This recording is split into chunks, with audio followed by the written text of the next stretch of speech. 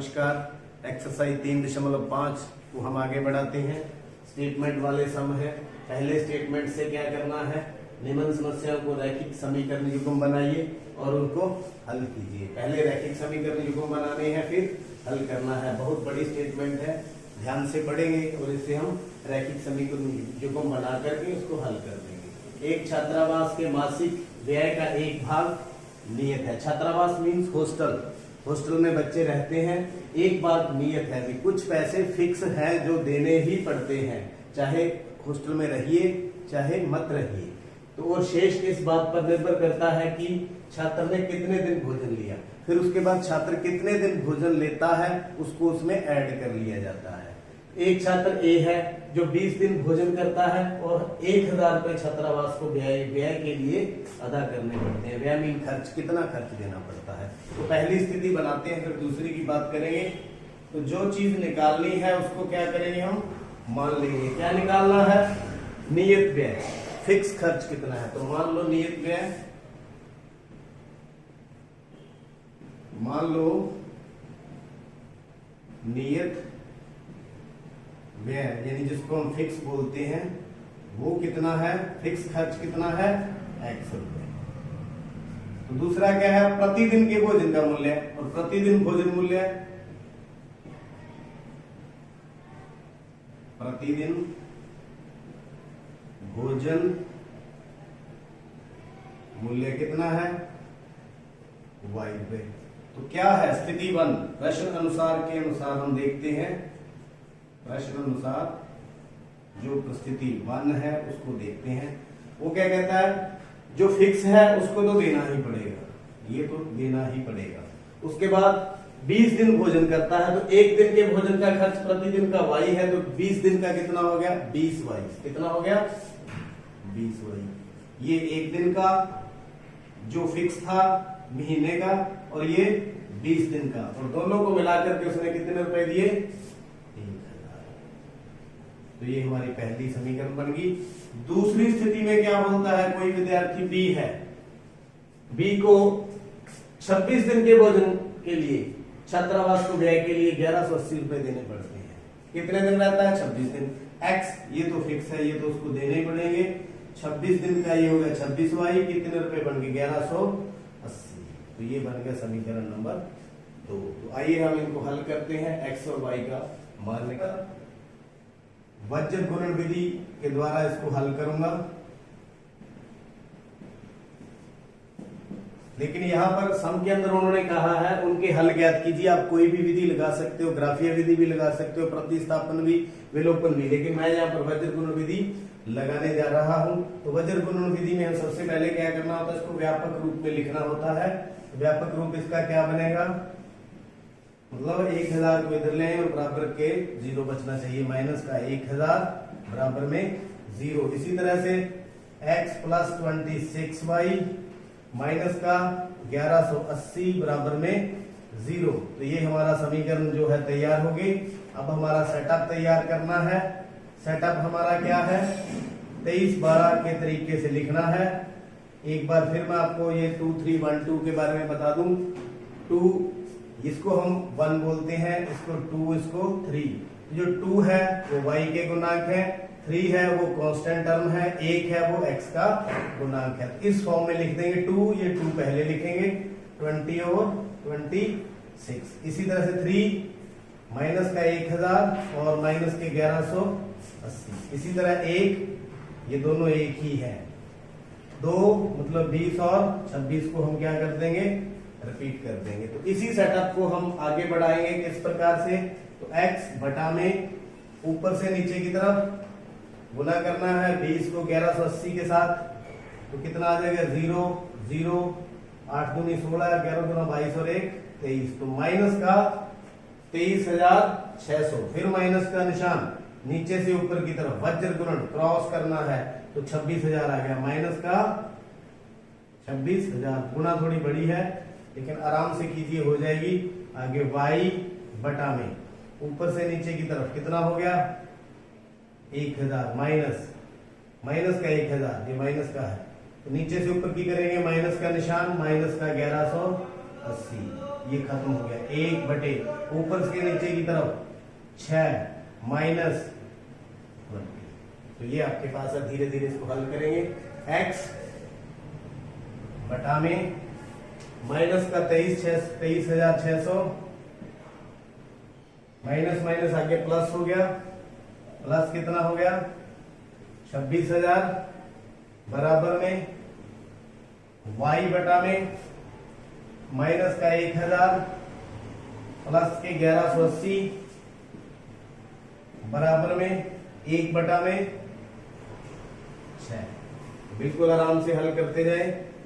x बटा में 26,000 में से ये माइनस कर दे, 0 0, ये 10 है, यहाँ 6 है, यहाँ कितना आ गया 4, तो यहाँ 6 है, 5 हो गया, 5 में से 3 गया 2, तो 2400 प्लस का 2400। और ये y बटा में 1180 में से 1000 गया 180 बराबर में 1 बटा में 6। तो y का मान कैसे निकलेगा, पहले और तीसरे को हम बराबर में लिख लें।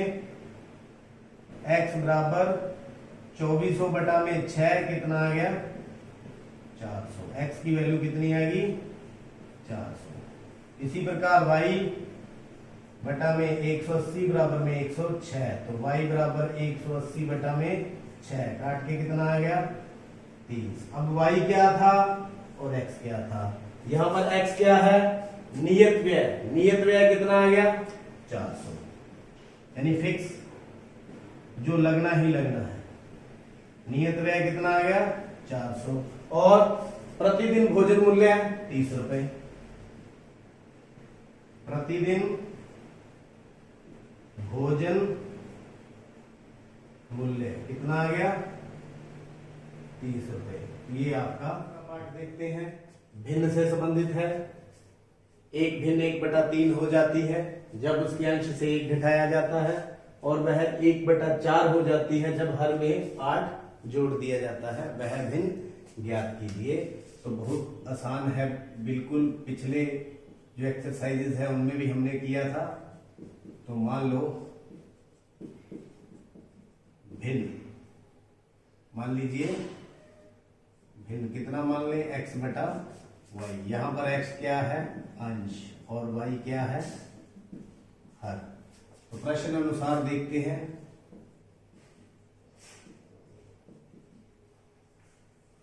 पहली स्थिति क्या बोलती है, पहली स्थिति के अंदर 1/3 हो जाती है। कब कितनी हो जाती है 1/3, कब जब उसके अंश से 1 घटाया जाता है, अंश से 1 घटाया जाता है। हर के साथ छेड़छाड़ नहीं करनी, सिर्फ अंश से क्या कर दें 1 घटा दें। तो क्रॉस मल्टीप्लाई कर दें, 3x - 3 बराबर में y को इस साइड ले आए बराबर में 0। तो समीकरण नंबर 1। तो दूसरी स्थिति की बात करें, दूसरी स्थिति के अंदर क्या है 1/4 हो जाती है जब हर में 8 जोड़ दें। अंश को छेड़ना नहीं है, हर में कितने जोड़ दें 8, कितनी बन जाती है 1/4। तो क्रॉस मल्टीप्लाई कर दें, 4x बराबर में y प्लस 8, ये इधर चला गया, y 4x minus y minus का 8 बराबर में 0। ये आपकी समीकरण नंबर 2। अब इसको हल करना है। हल करने के लिए मैं यहाँ पर वज्र गुणन जो है विधि है उसका इस्तेमाल कर रहा हूं। तो क्या करना है, यहाँ x लिखना है, y लिखना है और 1 लिखना है।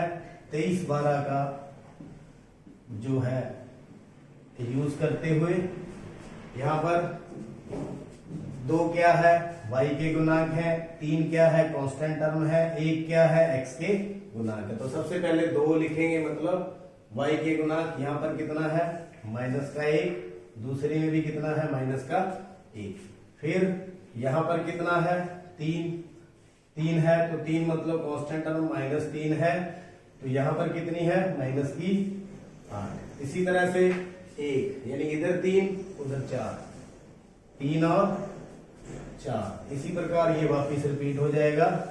23 12 2 3 1 2, तो x के नीचे, ऊपर से नीचे की तरफ गुना करेंगे, -1 गुना -8 8 हो गया, माइनस का निशान, -1 गुना -3 3 हो गया, तो ये आपके सामने बराबर ऊपर से नीचे की तरफ कितना हो गया, माइनस का 12, माइनस का निशान, नीचे से ऊपर की तरफ माइनस का 24, माइनस का 24, 1 बटे ऊपर से नीचे की तरफ माइनस का 3, फिर माइनस नीचे से ऊपर की तरफ क्रॉस करते हुए माइनस का 4, तो x बटा में कितना आ गया यहाँ पर 5, y बटा में कितना आ गया यहाँ पर माइनस का 12 प्लस का 24, 1 बटे कितना आ गया माइनस का 3 प्लस का माइनस प्लस हो गया। ऐसे हम आगे बढ़ेंगे, x बटा में 5 बराबर में y बटा में 12 और 1 बटा में 1 बटा में 1, x और y का मान निकालने के लिए x बटा 5 बराबर 1 बटा 1, इसके साथ कंपेयर कर लिया, कितना आ गया x का मान 5। इसी प्रकार y का मान कितना आ गया 12। यहां पर सम खत्म नहीं हुआ, हमने क्या निकालना था भिन्न, तो भिन्न हमने क्या मानी थी, भिन्न मानी थी x बटा में y, x का मान कितना है 5, y का कितना है 12, तो ये 5 बटा 12 आपका आंसर। थर्ड पार्ट पर चलते हैं। थर्ड पार्ट क्या है, यश ने एक टेस्ट में 40 अंक अर्जित किए, उसने 40 अंक लिए, प्रत्येक सही उत्तर के लिए 3 अंक, अगर सही होता है तो उसको 3 अंक मिलते हैं, और अशुद्ध उत्तर 1 अंक की कटौती की गई, अगर अशुद्ध मतलब गलत उत्तर होता है तो 1 अंक काट लिया जाता है। तो ऐसी स्थिति हमारे पास है, तो टेस्ट में कितने प्रश्न थे ये हमें निकालना है। जैसा हम बात करते हैं, आपको बताया है, जो चीज निकालनी है उसको लेट कर लेते हैं। तो कितने प्रश्न थे, मतलब कुछ उसने गलत कर दिए, कुछ उसने सही कर दिए। तो मान लीजिए सही उत्तर, मान लो सही उत्तर वाले प्रश्न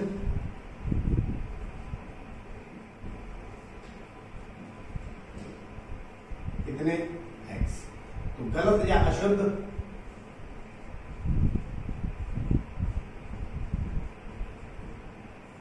गलत वाले प्रश्न, गलत उत्तर वाले प्रश्न, गलत उत्तर वाले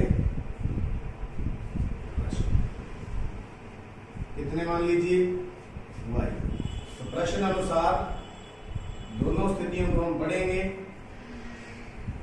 और उसको करेंगे। तो पहली स्थिति में क्या है, उसने कितने अंक लिए 40, कब, जब प्रत्येक सही उत्तर के 3 अंक, तो सही प्रश्न उत्तर कितने हैं x, और कितने अंक मिले 3, तो टोटल अंक हो गए 3x, सही जो उत्तरों वाले उसके 3 अंक हो गए, और कटौती कितनी की गई, कितने क्वेश्चन है जो गलत है y है, 1 अंक की कटौती की गई, तो माइनस का y, अंक कितने मिले 40। मेरे ख्याल में क्लियर हो गया। ये सही प्रश्न थे x, इनका जवाब सही था, तो 3 अंक उसको मिले, तो 3x हो गए। ये कटौती की गई, 1 अंक की कटौती करनी थी, और गलत उत्तर कितने थे y, तो y। तो स्थिति दूसरी स्थिति के अंदर सही उत्तर है तो 4 अंक, मतलब सही प्रश्न कितने हैं, उत्तर कितने हैं x, तो 4 अंक, माइनस कटते अंक कितने 2, गलत कितने हैं y, 2y, तो जब टोटल अंक उसने कितने प्राप्त किए 50। तो देखिए यहाँ पर 2 कॉमन आ रहा है, तो हम ले ही लेते हैं, 2x माइनस वाई बराबर में 50, 2x माइनस वाई बराबर 50 बटा में 2 इधर नीचे आ गया, बराबर में 25। समीकरण नंबर 2 ये पहली होगी। ये दूसरी, x और y का मान निकाल लेंगे, किस विधि के द्वारा निकालूंगा मैं, वज्र गुणन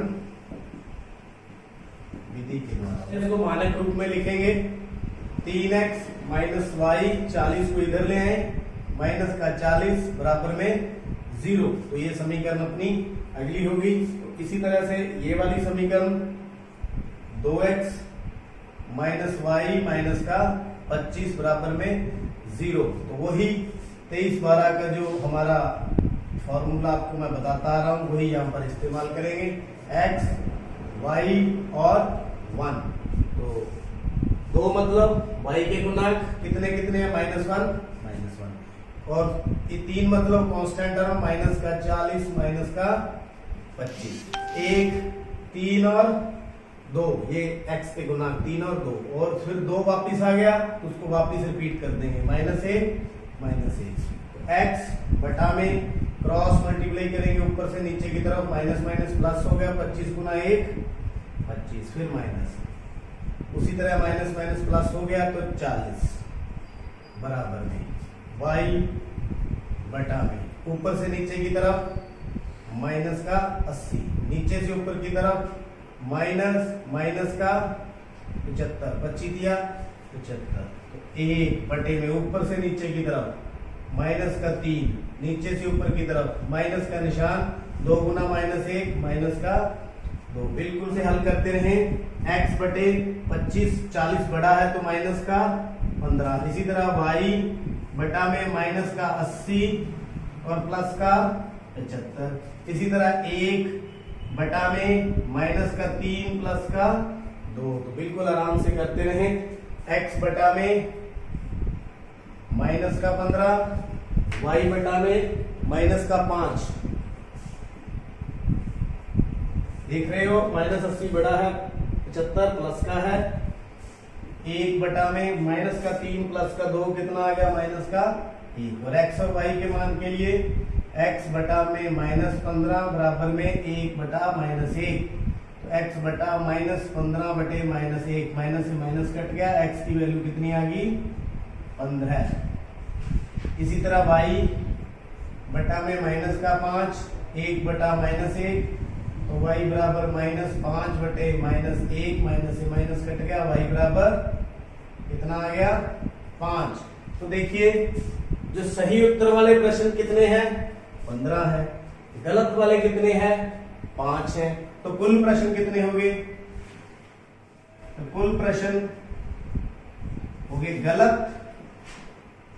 प्लस सही, इन दोनों को हम जोड़ देंगे, गलत कितने हैं 5 हैं, सही कितने हैं 15 हैं, तो कुल प्रश्न कितने होंगे 20। तो उम्मीद करता हूं आपको ये सम अच्छी तरह से समझ आ गया होगा। मैं यहाँ पर वज्र गुणन विधि अप्लाई कर रहा हूँ, लेकिन यहाँ पर कोई भी विधि बताई नहीं गई, आप कोई भी विधि उस पर लगा सकते हैं, विलोपन भी लगा सकते हैं, प्रतिस्थापन भी लगा सकते हैं, ये आपकी मर्जी है। अगर आपको पिछली विधियां अभी तक नहीं आई तो चैनल को सब्सक्राइब करें और पिछली विधियां वहां से देखें। बहुत बहुत